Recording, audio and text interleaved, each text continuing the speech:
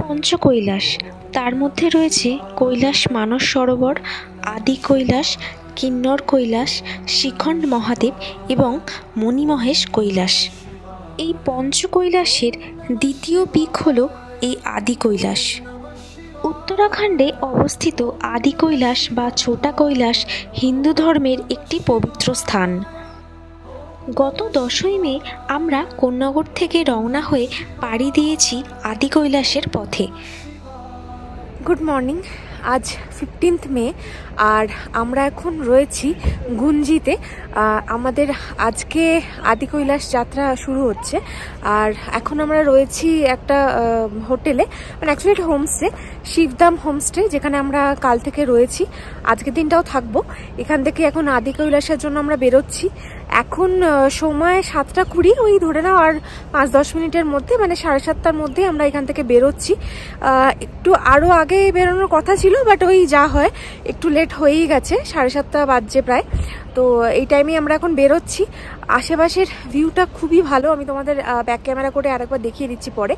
আর তারপর এখানে আরেকটা কথা বলি, রাতে কিন্তু মাইনাস ছিল, প্রচণ্ড ঠান্ডা। এখন চলো, আমাদের গাড়ি একদম বেরিয়ে পড়েছে, এবার একবারে বেরোই। এবার যেতে যেতে তোমাদের সাথে কথা হবে। 2 থেকে 3 ঘন্টা সময় লেগে যাবে। 7:22 বেরোলাম আমরা। সামনের পাহাড়গুলোয় সূর্যের আলো এসে পড়ায় অসম্ভব সুন্দর লাগছে দেখতে। আমাদের নেপালচুয়ের হোমস্টে থেকে বেরোনোর পর থেকেই রাস্তার অবস্থা কিন্তু বেশ খারাপ রয়েছে।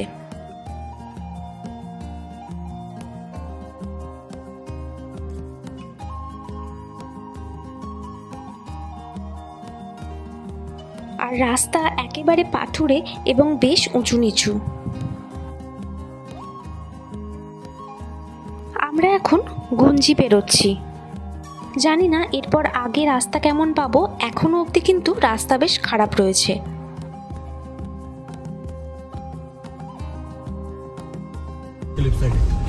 ওয়েলকাম টু আদি কৈলাস যাত্রা। এখান থেকেই আমরা এখন বাঁদিকে উঠবো উপরে। নাবি এখান থেকে 3 কিলোমিটার। আর ঠিক এখান থেকেই রাস্তার অবস্থা বেশ ভালো রয়েছে। যত সকাল সকাল তোমরা বেরোতে পারবে তত ভালো কিন্তু আদি কৈলাস দর্শন তোমাদের হয়ে যাবে।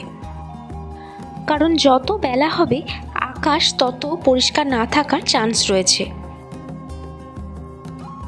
সামনেই আসছে নাবি গ্রাম।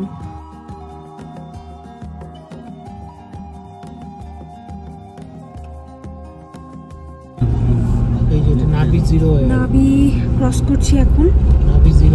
হ্যাঁ, নাবিও খুব সুন্দর একটা ছোট্ট গ্রাম। এখানেও অল্প কিছু হোমস্টের অপশন আছে।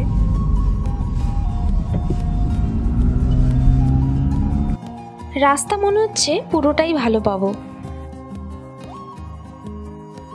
যেতে যেতে নদী একেবারে যেন পাশে চলে এসেছে। এই পুরো রাস্তাটাতেই কোথাও কিন্তু ফোনে নেটওয়ার্ক নেই। আজ ওয়েদার কিন্তু খুব ভালো রয়েছে, একেবারে ঝকঝকে নীল আকাশ দেখা যাচ্ছে। মনে এই আশা নিয়েই এখন এগিয়ে চলেছি যে আজকে আমাদের মহাদেবের দর্শন খুব ভালোভাবে হয়ে যাবে। আর যেহেতু এই আদি কৈলাস যাত্রায় আমরা অনেকখানি উচ্চতায় যাব, অবশ্যই কিছু প্রিকশন কিন্তু তোমরা নিয়ে নেবে। প্রয়োজনীয় সমস্ত রকমের ওষুধ এবং অক্সিজেন, আর সাথে ঘরোয়া টোটকা হিসেবে কর্পূরও সাথে রেখো।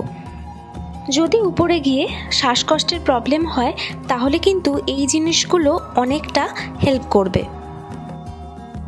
মাঝে একেবারে নদীকে পাশে পাচ্ছিলাম, আবার কিন্তু এখন আস্তে আস্তে উচ্চতা গেইন করছি। 2025 থেকেই এই আদি কৈলাস যাত্রার পুরো পথটাই বেশ সুন্দরভাবে তৈরি করা হয়েছে। বাহ, অনেকখানি বরফ আছে। মাঝে মাঝে রাস্তায় কিন্তু বেশ অনেকখানি বরফ দেখতে পাচ্ছি।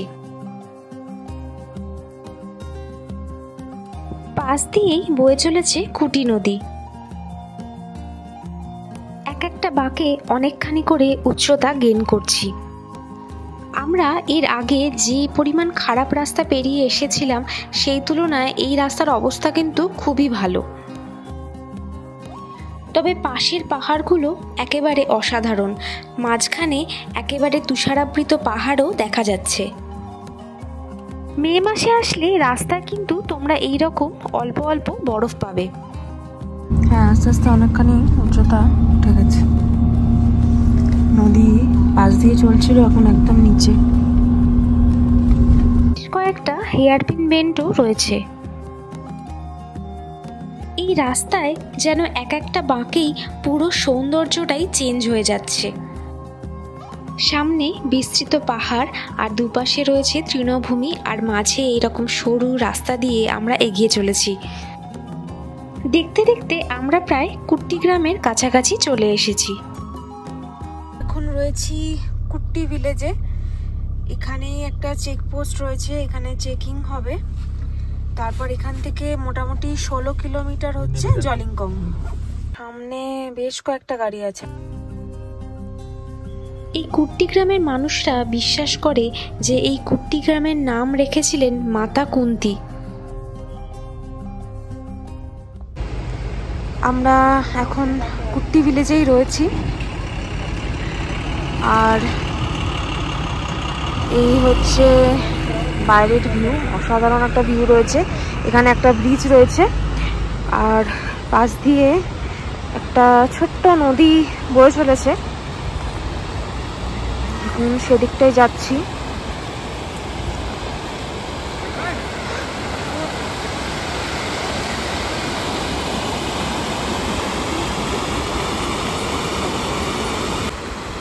পাশেই রয়েছে কুট্টি ব্রিজ, যেটা আমরা একটু পরে ক্রস করব। এখন যেহেতু চেকিং হবে, চেকপোস্টে অনেকটাই সময় লাগবে। চেকপোস্ট পেরিয়ে গেলে তারপর আমরা এই ব্রিজ দিয়েই সামনে জলিংকংয়ের দিকে এগিয়ে যাব। এখান থেকে এখনও কিন্তু 16 কিলোমিটার মতন পথ বাকি। আর ওই যে অনেকগুলোই গাড়ি রয়েছে, পিছনে আমাদের গাড়ি দাঁড়িয়ে রয়েছে। আমাদের দুটো গাড়ি পরপর রয়েছে।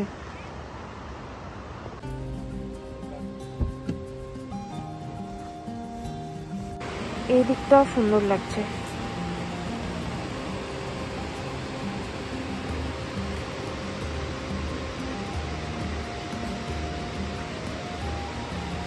বাইরে ঠান্ডা কিন্তু বেশ ভালোই রয়েছে। কুট্টি গ্রামটি 13,580 ফিট উচ্চতায় অবস্থিত। আমরা এখন চেকিং আমাদের হয়ে গেছে, এবার আমরা বেরোবো আবার। এখন শুধু একটাই চাওয়া যে ভালোভাবে যেন আদি কৈলাস দর্শনটা আমাদের হয়ে যায়। তো চলো এবার বেরিয়ে পড়া যাক। হর হর মহাদেব। একদম ওপরে যে গ্লেসিয়ারটা দেখা যাচ্ছে এটাই হচ্ছে কুন্তি গ্লেসিয়ার। চেকিং কমপ্লিট হয়ে এবার আমরা আবার যাত্রা শুরু করলাম। অবশেষে পেরোচ্ছি কুট্টি ব্রিজ। আর এই কুট্টি গ্রাম থেকে আমরা সাথে পেয়েছিলাম আমাদের ইন্ডিয়ান আর্মির একজনকে। ওনাকে আমরা লিফট দিয়েছিলাম আমাদের গাড়িতে। উনি আমাদের সাথেই জলিংকং অবধি এসেছিলেন এবং ওনার থেকেই জানতে পেরেছিলাম যে এই আদি কৈলাসে থাকার সময় বিভিন্ন প্রতিকূলতাকে কাটিয়ে তাদের প্রত্যেক দিনের সংগ্রামের কথা। আর সত্যি একজন ভারতবাসী হিসেবে আমাদের ভারতীয় সৈন্যদের জন্য ভীষণ গর্ববোধ হচ্ছে। আমাদের ভিডিওগুলো তোমাদের কেমন লাগছে অবশ্যই একটা কমেন্ট করে জানিও। আর তোমরা কে কোথা থেকে আমাদের ভিডিও দেখছো সেটাও জানিও। তোমরা মে মাসে আসলে কিন্তু এই রকম রাস্তায় অল্প অল্প বরফ দেখতে পাবে।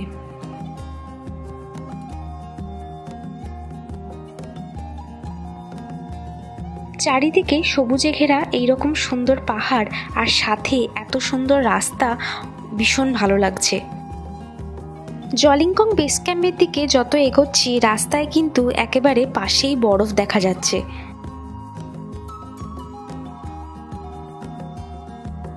সামনে আরও কিছু তুষারাবৃত পর্বত দেখা যাচ্ছে। জলিংকং এখান থেকে আর মাত্র 7 কিলোমিটার দূরে। ভীষণ সুন্দর লাগছে এই পুরো জায়গাটা। এটাই হচ্ছে গণেশ পর্বত।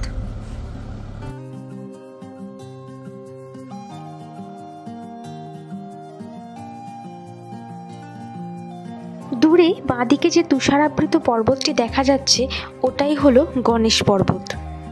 এইবার একেবারে সামনে থেকে গণেশ পর্বতের দর্শন হয়ে গেল। অপূর্ব দৃশ্য। আমরা এখন জলিংকং থেকে আর 2 কিলোমিটার দূরে রয়েছি। এখানে একটা চেকপোস্ট রয়েছে, সেখানে আবার নাম, এন্ট্রি আর পাসেস দেখিয়ে তারপর আবার আমরা স্টার্ট করব। আর 2 কিলোমিটার যাব রাস্তা। আর বাইরের ভিউটা অসাধারণ। এখান থেকেই খুব সুন্দর আদি কৈলাসের দর্শন আমাদের হয়ে গেল এখনই। আমরা অবশেষে আদি কৈলাসের সামনে একদম সুন্দর একটা দর্শন হয়ে যাচ্ছে এখান থেকেই। হর হর মহাদেব। আদি কৈলাস যাত্রা কিন্তু তার উচ্চতার জন্য বেশ চ্যালেঞ্জিং একটা জার্নি।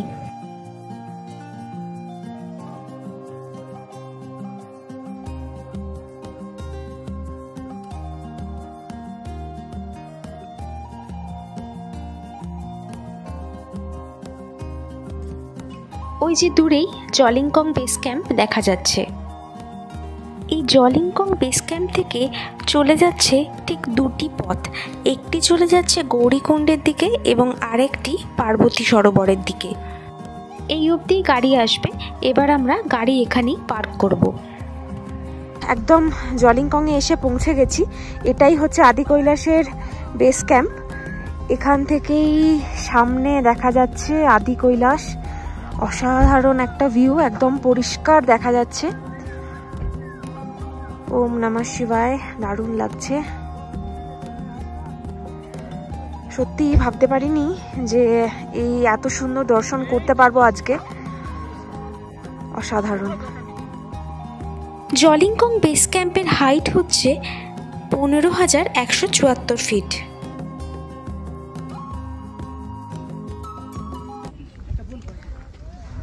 আমরা আমাদের গাড়ি নিয়ে আদি কৈলাসে এসে পৌঁছতে পেরেছি। রাস্তা এবারে খুবই ভালো পেয়েছি, বেশিরভাগটা রাস্তাই ভালো ছিল, খুব সুন্দর।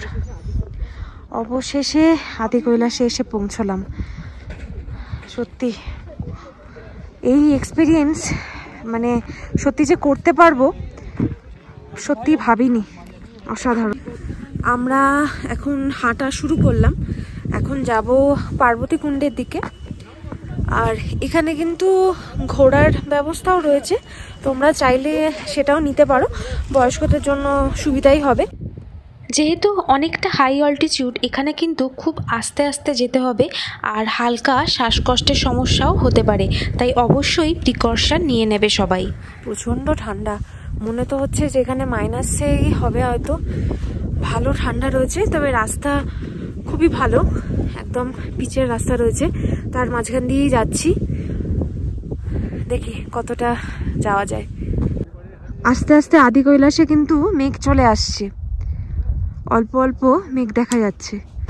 এখন এখান থেকে রাস্তা ভাগ হচ্ছে, আমরা ডান দিকে যাব এখন পার্বতী কুণ্ডের দিকে। আমরা এমনি রাস্তা ছেড়ে এবার পাথুরে পথের মধ্যে চলে এলাম।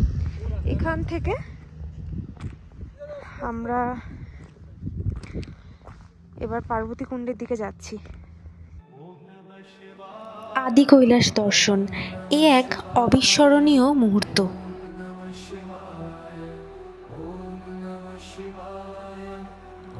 আদি কৈলাস 19,500 ফিট উচ্চতায় অবস্থিত। সত্যি এই দৃশ্য কোনোদিন ভোলা যাবে না।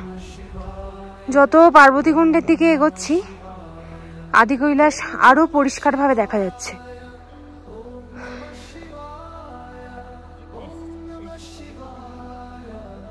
বেশ অনেকখানি পথ পেরিয়ে এসেছি, এখনো বেশ খানিকটা পথ বাকি।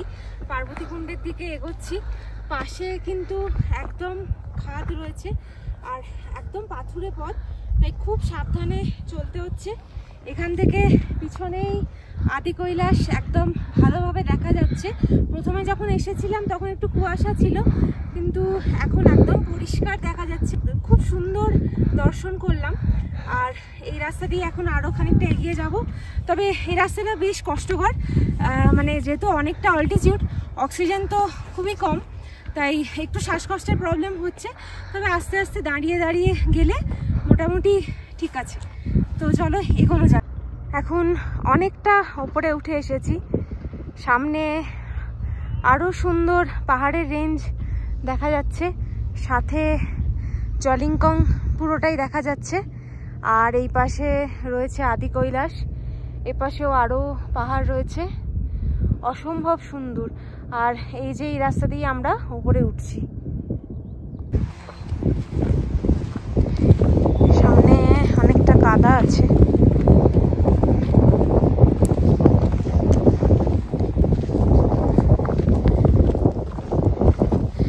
এখানে এসে শুনলাম যে এরপরে এই যে রাস্তা হচ্ছে, এরপর থেকে কিন্তু পার্বতীকুণ্ড অবধি গাড়ি চলে যাবে।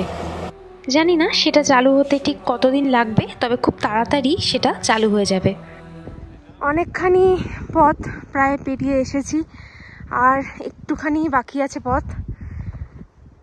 শেষের দিকের রাস্তাটা তো খারাপ ছিলই, তবে অনেকখানি চওড়া, তাই একটু কষ্ট কম হচ্ছে। একদম সবুজ রঙের পাথর, মনে হচ্ছে এর মধ্যে গন্ধক আছে। আর ওই যে দূরে মন্দির দেখা যাচ্ছে, ওখানেই পার্বতীকুণ্ড। আর অল্প পথ বাকি। অনেকখানি পথ পেরিয়ে এসেছি, আর অল্প খানিকটাই বাকি। তবে আমি যেহেতু মানে অ্যাকচুয়ালি আমরা সবাই সেইভাবে কোনোদিন কোনো ট্রেকিং করিনি, তাই এটা ছোট্ট ট্রেকিং হলেও এটা কিন্তু আমাদের একটু কষ্টই হচ্ছে। তবে আলাদা একরকমের অভিজ্ঞতা, ভীষণ ভালো লাগছে। এখান থেকে আর একটুখানি দূরেই রয়েছে পার্বতীকুণ্ড। আর এখানে একটা বোর্ড রয়েছে যেখানে লেখা শিভি শক্তি হে শিভি শান্তি। পিছনে আদি কৈলাস দেখা যাচ্ছে, আর এই যে আরো বড় বড় পাহাড়ের রেঞ্জ রয়েছে পাশে।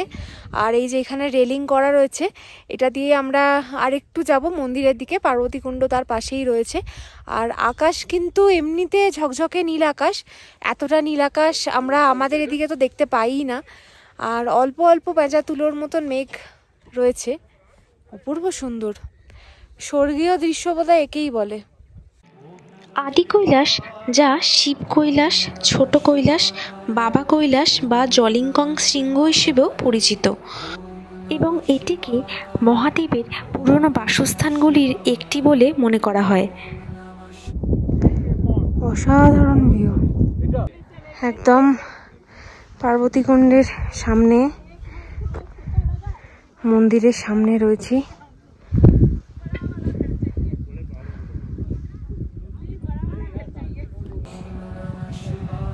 নন্দী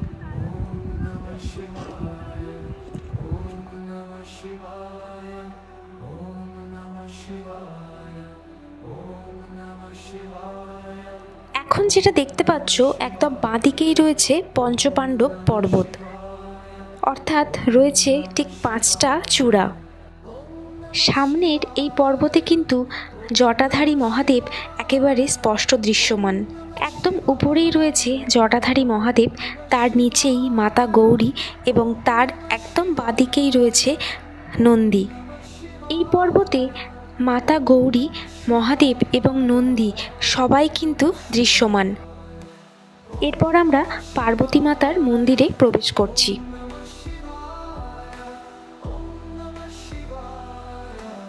এই হলো মূল মন্দির। এই পার্বতী মাতার মন্দিরটি বহু প্রাচীন একটি মন্দির। এ যেন এক অদ্ভুত শান্তির জায়গা। মায়ের দর্শনও খুব ভালোভাবে হয়ে গেল। এখান থেকে পার্বতী সরোবর পুরোটা দেখা যাচ্ছে।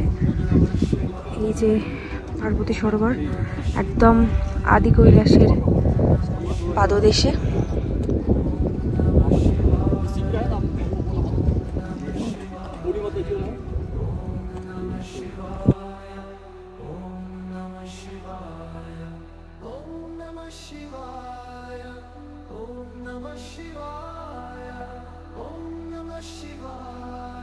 পার্বতী সরোবর প্রায় 14,753 ফিট উচ্চতায় অবস্থিত। এই পার্বতী সরোবরের জল কিন্তু তোমরা সংগ্রহ করে নিয়ে আসতে পারো। মন্দিরের চারপাশটা পুরোটা একটু প্রদক্ষিণ করছি।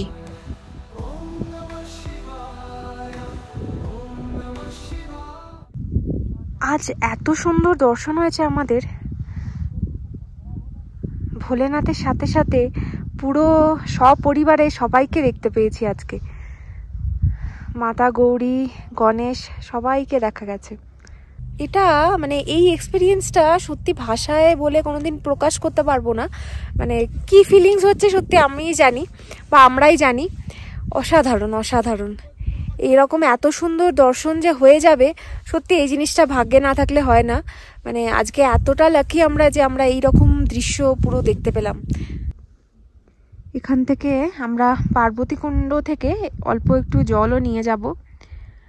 ভীষণ পবিত্র, অসাধারণ অভিজ্ঞতা। এখন কিন্তু অনেকখানি আবার নিচে নামতে হবে, অনেকটা পথ এসছি, পুরোটাই আবার নিচে নামবো। তবে যতটা কষ্ট করে এসছি পুরো কষ্টটাই সার্থক। এত সুন্দর আদি কৈলাস দর্শন হয়ে গেছে আমাদের, দারুণ। খানিকটা নেমে এসেছি আমরা, এখনো সামনে আদি কৈলাস পুরো পরিষ্কার দেখা যাচ্ছে। সামনে দূরে যে লাল শেড দেওয়া বাড়িটা দেখা যাচ্ছে তার একদম পিছনেই রয়েছে আমাদের গাড়ি। ঠিক ওই অত দূর আবার আমাদের হেঁটে যেতে হবে। এই হলো নেমে যাওয়ার পথ, এই হচ্ছে রাস্তার অবস্থা, খুবই খারাপ। একদম ঝুড়ো পাথরের পাহাড়, আর খুব সাবধানে চলতে হচ্ছে। আর এবার তো নিচে নামছি, তাই আরেকটু শক্তই লাগছে। চলো দেখা যাক।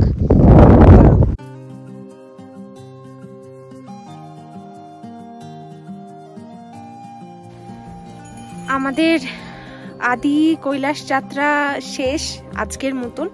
কাল আমরা বেরোবো ওম পর্বতের পথে। আজ আমরা অসম্ভব সুন্দর একটা দর্শন করতে পেরেছি আদি কৈলাসের, সাথে পার্বতী মা, গণেশ সবাইকেই দেখতে পেয়েছি।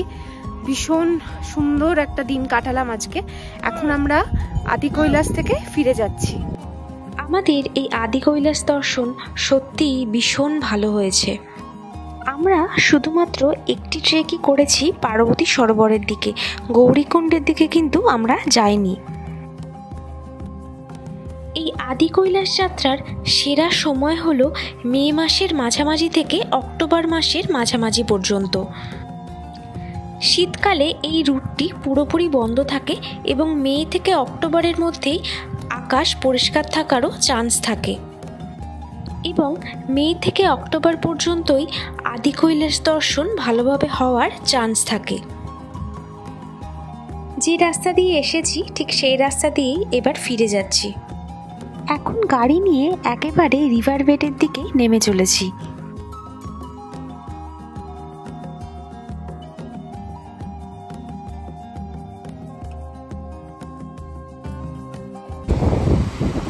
আদি কৈলাস যাত্রা থেকে ফেরার পথে আমরা এখন গুঞ্জিতেই ফিরে যাচ্ছি। সেখানে ফেরার পথে আমরা একটা পয়েন্টে দাঁড়ালাম, একদম নদীর পাড়ে এসেছি। অসম্ভব সুন্দর লাগছে। দূরে চারপাশে পাহাড়ের রেঞ্জ, আর মাছ দিয়ে এরকম এঁকে বেঁকে নদী বয়ে চলেছে।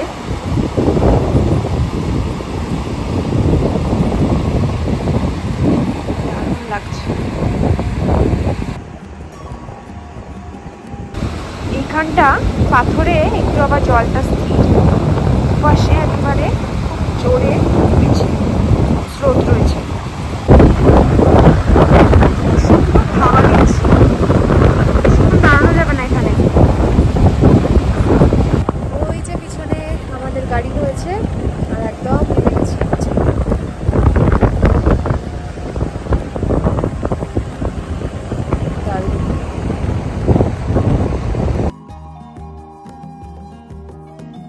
কুর্তি নদী সত্যিই ভীষণ সুন্দর। তোমরা চাইলে ওম পর্বতও কিন্তু একদিনেই করে ফেলতে পারো, তবে ওম পর্বতের রাস্তা এর তুলনায় অনেকখানি খারাপ। আমরা একেবারে হোটেলের কাছে এসে গেছি, এবার হোটেলেই ফিরে যাব। বিকালের স্ন্যাক্স এসে গেছে, রয়েছে পকোড়া, সস আর তার সাথে চা।